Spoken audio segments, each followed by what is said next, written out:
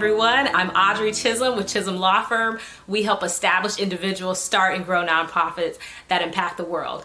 All right, today I'm going to be talking to you about what to look for to make sure you don't get cheated when you're hiring someone to start your nonprofit for you. Okay, what to look for, because there's a lot of information out there. What should you look for to make sure you're not cheated?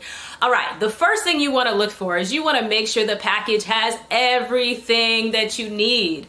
Let me repeat that, everything that you need, all right? Because you have a lot of people out there that'll say, oh yeah, this is my nonprofit package or what have you, but it doesn't have everything that you need, okay? So let's talk about some of those things. Of course, it's a given that the package should make sure that they do everything you need on the state level. That's your articles of incorporation, okay? So you can form the actual nonprofit. That's making sure you've got your tax ID number so that your nonprofit has its own social security number that's independent of yours. So that way you don't get taxed, get a tax bill, etc. for that. You want to make sure that they're going to do the full 501c3 tax-exempt application for you. You want to make sure that they're going to do the budget, the financials, everything there, any addendum that's necessary. You want to make sure that they're going to include your operational documents. That's, the resolutions that you need to pass every time your team makes a decision, the meeting minutes that your team needs to document when you all are voting and having meetings to show, that you've had meetings and you've thought things through as you're making decisions for your nonprofit, etc. So all those things, conflict of interest policy, a conflict of interest resolution, all those things are a given, okay? But there's some bonus things that you need to make sure that they're in your package because these things matter for your nonprofit.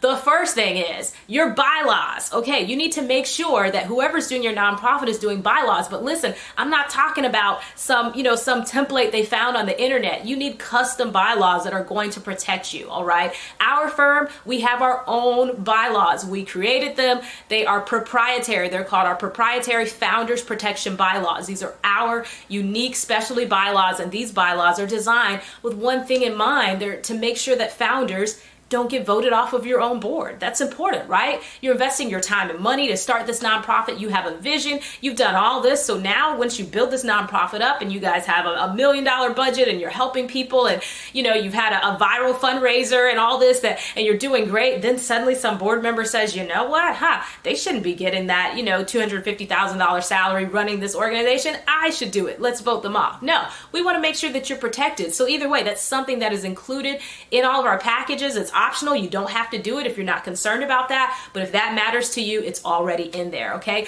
Another thing that you need is your registered federal trademark.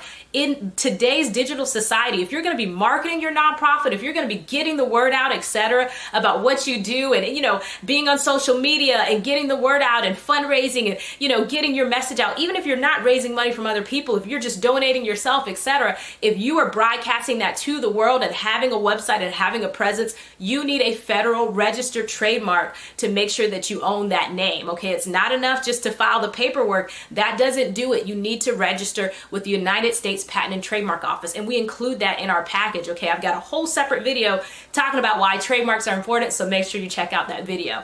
Okay, so that's another thing that you need, all right? Another thing that you need is when your nonprofit is structured in those articles, you need to make sure that they're putting asset protection clauses in there. That's right. You want to protect yourself because things happen, okay? What if you're hosting an event, you're hosting a huge conference, to educate people, to get the word out, and something happens, someone gets hurt. I mean, things happen. Someone chokes on a cupcake, who knows? But you want to make sure that you are protected, that just because you wanted to start a charity, something happens that now you're not jeopardizing your retirement savings and, your personal bank account and your house and your car and everything that you've worked so hard to build, okay? So you want to make sure that those things are protected, all right? Other things in the package, you just want to make sure that, and this is a huge one, that the people you're talking to, that they specialize in this, that they are experts, that they know what they're doing, okay? So many times we've had client after client that have hired us after having previously hired a CPA or previously hired an accountant, etc. No offense to those professions. I love them. They do my taxes. They do great. They're awesome in their lane,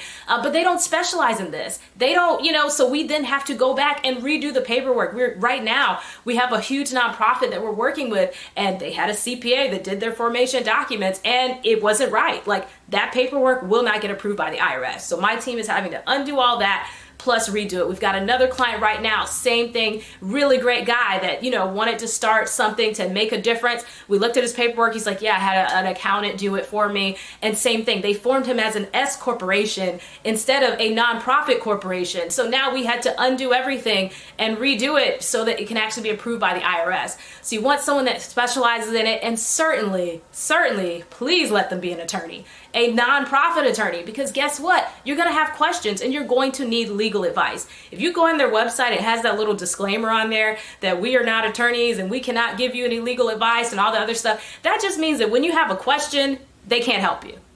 That's it. They can't help you. It's the unauthorized practice of law if they are giving you advice. You're going to have questions about this stuff. You're going to want to know, man, what's going on with this, with hiring people, and, this issue with my board, and what about this, and how do I navigate these different situations?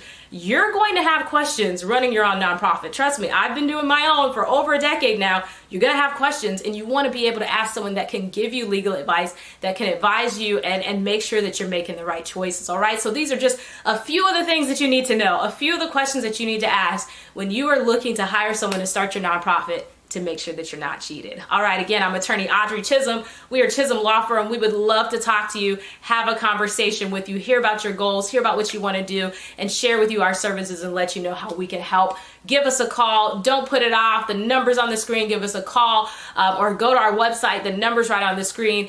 Check us out. You can book an online appointment there. Talk to us. I promise we don't bite, but we love to hear what you're trying to do and help you impact the world. We're on a mission to help 1 million people start nonprofits that make a difference. All right. Thanks so much. And hey, to leaving the world better and brighter than we found it. Have a great day.